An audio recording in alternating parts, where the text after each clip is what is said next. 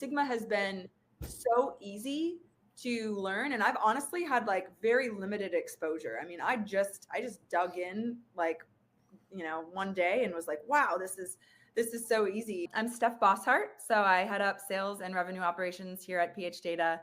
I am the typical business user that has a background in spreadsheets and in Excel and pretty good with that, but have been able to move over to Sigma and just really advance a lot of our processes. I'm Grant Hankey. I'm SVP of Engineering here at phData. And so I lead our product and platform engineering teams.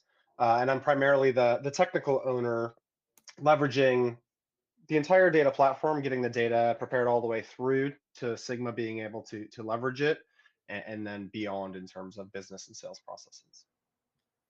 And my name is Will Strauss. I'm a principal analytics consultant, and I'm our internal Sigma tech lead. So where Grant is really in control of everything because we are Sigma customers too for all of our internal reporting, I'm all of our external reporting. So everything that we deal with our clients, our most complex problems that deal with Sigma challenges, architecture, data architecture, interactivity, reporting, that's my purview. I also skill up our team internally as well. And yeah, if it's analytics and it's Sigma, it's me. phData, we're a data and AI engineering services provider. We do a lot of work across lots of different, the full data stack for enterprise companies. And so we have a very complex business model. As we've scaled, our teams have scaled. We've grown rapidly in the last 10 years. And so we've had to adapt quickly. With that, we have had to advance a lot of processes internally pretty quickly as well. One of those is our sales compensation process. And outside of just the complexity of being a services provider in this, rapidly growing space, sales comp plans are inherently complex, and every organization I've ever seen has struggled with them. And we always start the year, you set rules and standard rules, but there are always exceptions, things that just nuance that you kind of have to bake in throughout the year and figure out how to adapt your processes. And so these are often very heavy on just humans doing calculations in spreadsheets or in different systems, which can result in error. There's nuance like mid-year SPIFFs or account transition policies that you have to bake in throughout the year. Most of the tools that I've seen out there are not flexible enough, at least for our processes, to be able to handle that nuance. And then it ends up being just really time consuming for companies. Everything from preparing the data to just validating it. And for us, we have 4 people that were doing data validations every single commission run because of those aforementioned problems, just to make sure that we could be confident in what we were putting out. And as Steph called out perfectly in this slide, and as she alluded to in her comments there, is that though we have tremendous expertise in a lot of different tools and a lot of different BI tools, adding the exceptions to the rules, adding our intelligence, adding color to our underlying data prior to Sigma was quite a cumbersome process. And I know Grant can speak to that quite a bit, of having to go up to your warehouse and make all these changes because, these 4 people that everything bottlenecks to decided that these were the exceptions to the rules. We're able to now with Sigma build that into our processes and build that into our tools in such a simple and streamlined way that it just has completely opened up that bottleneck. Initially, we started by just wanting to move those spreadsheet processes over to Sigma. And so just some additional context there. We had probably like 5 different spreadsheets that were all interrelated. And what will happen during commission runs is you find that the data is not right on the opportunity. Great, we changed it there. Now we have to cascade that change through all these other spreadsheets. Maybe a human makes a mistake there. Maybe somehow a cell gets formatted as text. And so, we ended up with those bottlenecks, as Will said. And so we started by just saying, let's bring that part of the process of just piecing and stitching together the data into Sigma. Let's not do that in spreadsheets anymore. And we've taken kind of a fusion team approach at phData. And I love Sigma for that reason. I can go in and I can use input tables to create a structure for some of the non-standard rules or things that are new that we haven't like totally set on yet. And then we can go and we can iterate on that really quickly and figure out how to actually bring that into our source system longer term. And so, we've used a combination of those 6 interrelated tables of Salesforce data plus input tables to just totally recreate and get us out of using spreadsheets to do all of that work and automating our calculations.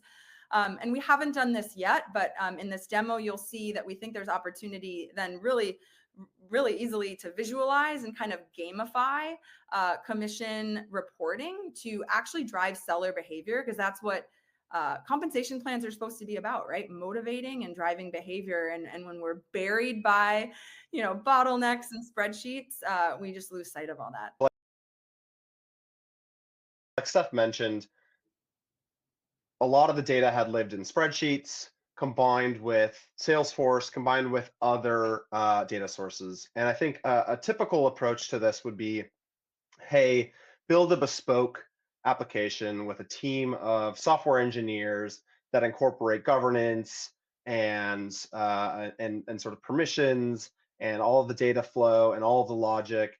And the challenge for us was that's a large undertaking for a process that's constantly under flux. And so we had been leveraging our sort of data stack that I'm showing here, kind of scaled down to just this application for reporting and analytics use cases. And so it was a natural jump with Sigma's capabilities to move from that reporting and analytics functionality that we're leveraging in the sales department to a data application functionality now that we can leverage some of the input table functionality. And so what that meant is we could provide a platform with governance built in, access controls built in, all the data already there that was needed for the processes, regularly refreshing schedules of source systems. And so building it Sigma side was a natural progression from sort of proof of concept and ad hoc all the way to production without really needing to have a change in how it's built or the skill set needed to build it. I think the sort of empowering the business to build that application instead of requiring a set of software engineers to build the application has really been what's enabled us to build this in a reasonable time frame and a flexible fashion that it's going to adjust to our needs going forward as the business evolves. And so here I'll just kind of point out the way this data is flowing in today is our data sources are Salesforce, and then we're leveraging Entra ID for seller information that gets pushed back to Salesforce for security and governance purposes. We're ingesting that data along with any custom data via Fivetran into Snowflake backed by AWS. We've got some built transformations in DBT for sort of the maybe the metric layer, the semantic layer, if you will, that's being pushed out. But then all of the application work is being done Sigma side by the sales operations team. What I'd really like to highlight in this demo, but before I turn it over to the actual users of this application, is the simplicity. Like I said, I'm our tech lead here. I love everything Sigma. I love all the details of the advanced architecture. But what we're doing here is very out of the box. It's very simple, but it's tremendously powerful in terms of the impact that it has on our ops process. So I don't know what everybody else's, I'm sure there's some developers on here. I don't know what everybody else's habits are, but I always like to go to the lineage tab first and see my flying spaghetti monster before I talk about it. So from left to right here, we really have some basic concepts in terms of our sources. Now, again, I know Grant's going to talk later about where we derive. This is purely demo data. This is not our real data. I just want to make sure we call that out for all of our friends and family and partners at phData, that we are not sharing your data. This is all amazing stuff from our mock data tool. But very simply, we have account data coming in. From those new accounts, how many are new logos? Obviously, anytime that we can bring in a new partner is a significant call out and something that we spiff on. Detail level data around our individual opportunities and line items within those opportunities. The quota, or like actual targets that are being created by our sales op team and our own people, our end users. And I think we called this out before, and I just want to speak this language again because I believe the back end should be just as much of a story and interactive as the front end. We're hiding all of this stuff back here, but again, the simple logic here is let's take our eligible bookings by the diversity of opportunities. We have our engineering practice, machine learning, managed services, or strategy and analytics, and let's lay out all of those opportunities. What are the rules? How are we determining commission rates, accelerator rates, SPIFFs, or other bonuses? And then the exceptions to the rule. And this is the beautiful thing that Sigma added to us was the intelligence and the flexibility of the input table for someone like Stephanie to come in here. And again, I threw in a quick summary line here. I mean, we're talking hundreds, and just in a small time period, hundreds of manual adjustments that have to happen for this underlying data to be truly intelligent. And it really is a clear and concise way for us to add in that information. And the end result, and I'll just come out of explore mode here, is something as simple as this. And I'm going to go ahead, I'll turn it over to you, Stephanie, if you want to walk through. And I'll pop back into edit mode. You talk, I'll drive, however you want me to click through, or if you want to share screen and click through. But again, a really simple summary with detail level information that we can provide to our sales staff that lets them know exactly where they stand while also driving behavior, while also letting them know, hey, don't miss out on those accelerators, or great job, you hit your accelerators. Just those slight data-driven encouragements will go a long way towards refining our operations process, and again, really leveraging the most out of the tool in such a simple way. So Stephanie, let me kick it to you. You go ahead and drive. I think high level, I want to start by talking about kind of some of the key elements here that are common elements in a comp plan. And so there's like standard commissions. And so you can see here we're summing everything up month by month if this was a monthly comp plan. And there's like your standard commissions. In a services business, it's common that you get a rate percentage paid on the dollars that an opportunity books for.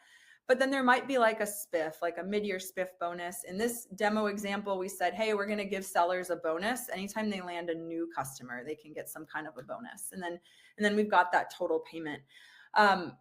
There's kind of multiple variables that go into that commission calculation. And so in this example, there's quota attainment. And so the sellers have one rate for any deal booked when they're under quota, but then they get what's called an accelerator rate, or a bigger rate for any opportunity that then they continue to book past their quota. And so that's a really strong motivator for sellers. But in businesses, sometimes that can lead to, you just have to be careful about protecting, like in this case, we said the diversity of the bookings. And so sometimes there's a second variable, which we're calling an accelerator gate. And so this would be like, hey, great, you've hit your quota, but you need to meet a minimum dollars of bookings in the analytics practice, or you need to meet a minimum margin amount across all of your opportunities, whatever it may be, something that's important to the company. And so we've got that as a second gauge here in terms of in the form of an accelerator gate. And so only if you achieve your gate and exceed your quota do you get that premium rate. And so this is a situation where Terrell here has hit both quota and gate, which is awesome. If we go down, you can see all of the commission detail outlined on an opportunity basis. You can see what it was booked for, what quota amount they were eligible for. So this might be one where maybe it's a renewal, or there's some other reason that this deal is kind of discounted and only partially counted towards quota. You can see then the running quota attainment and the attainment towards their gate, if it's a new logo or not, and ultimately get this nice visual of quota attainment over time. And so you can see, about 2/3 of the way through the year, they hit their quota. Then we have all of the calculation happening here in a super transparent way for the seller to be able to see what dollars are going towards what rate, and then where they're at relative to that accelerator gate attainment. Now, in this situation, I really love that we can have this like toggle on, toggle off. If they've hit their quota, but not their accelerator, they can actually see what's being like withheld from them. And they just need to get that final, accelerator booking or whatever it is. And then it gets released and paid out to them. And so that happened for Terrell here. If I click this little modal, we can maybe take a look at another seller like Dallas.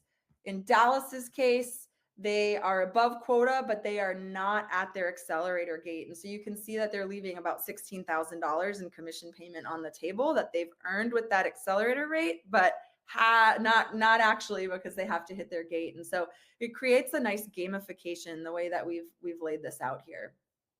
The underlying motivation in leveraging out of the box features is really what has impressed me the most as I've continued to dive into Sigma.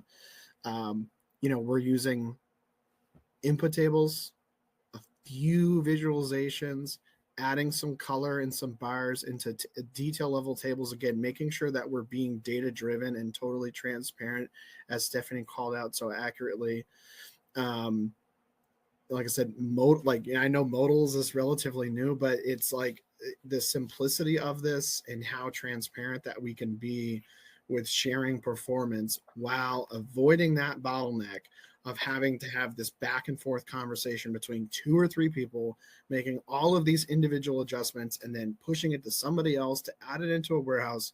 We have skipped all of that. It's a nice, concise, branded app for us and our people. And, we think the sky's the limit for tools like this. Anything that we can do to make ourselves even more data driven it aligns with our culture so much. Probably Stephanie's free time. What do you think, Stephanie?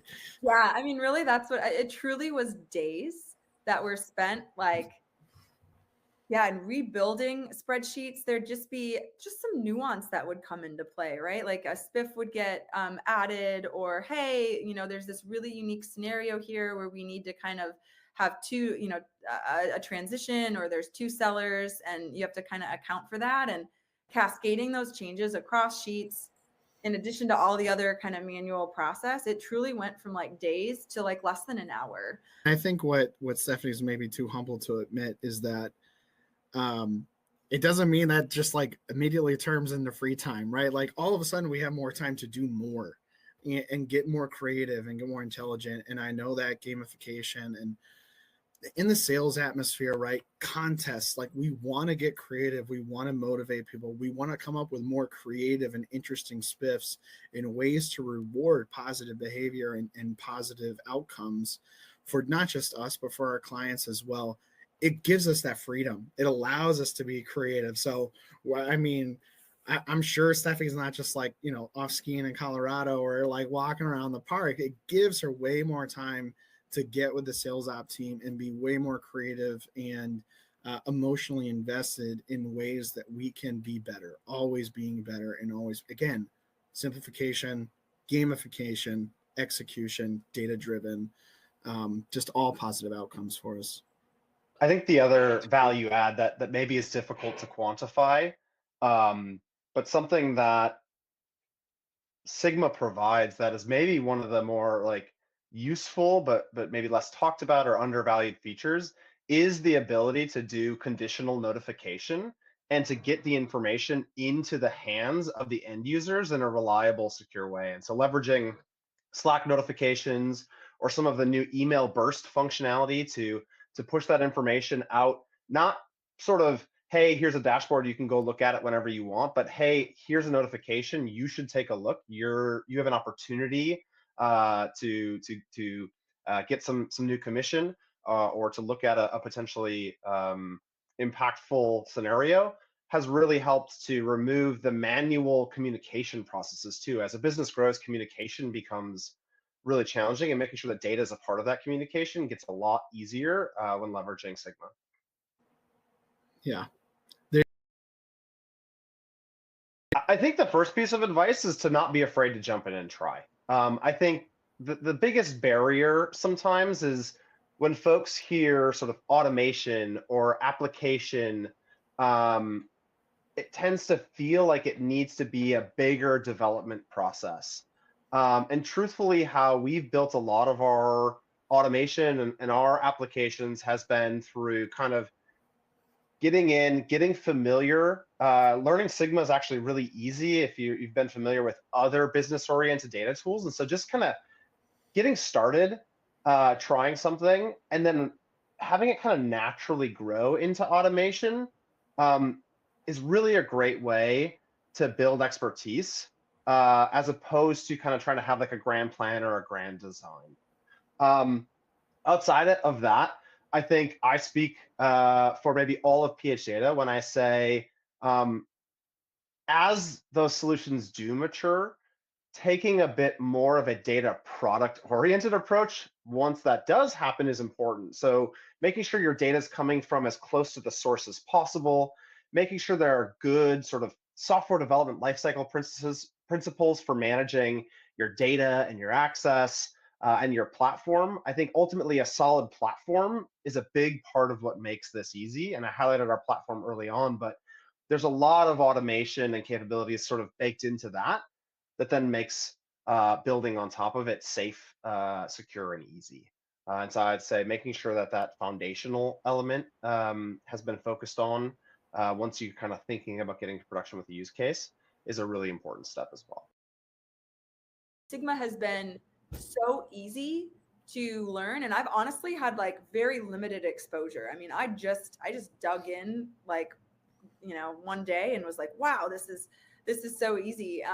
But I really haven't done a deep dive, right? Like, you know, I'm just getting to know Will. There's just so much more internal knowledge that we have and so much more power that I know the tool has. Honestly, you know, when we talk about like how to get started with an application or building an app, like I did it and I didn't even realize I was doing it. After implementing this application for our commission processes, it's definitely more efficient. Our processing time is from 3 days to less than an hour. It's more accurate. I mean, I hope that going into this commission year, we have 0 errors, you know, that previously were due to spreadsheet errors, which would be tremendous. So a total elimination of those kinds of errors. It's definitely going to set us up to scale. We have, you know, just a lot of new stuff coming in our go-to-market motion and across our sales team. And we want to be able to adapt our systems for that. And then ultimately just provide better visibility and confidence in the data that we can get out to sellers and their managers as quickly as possible.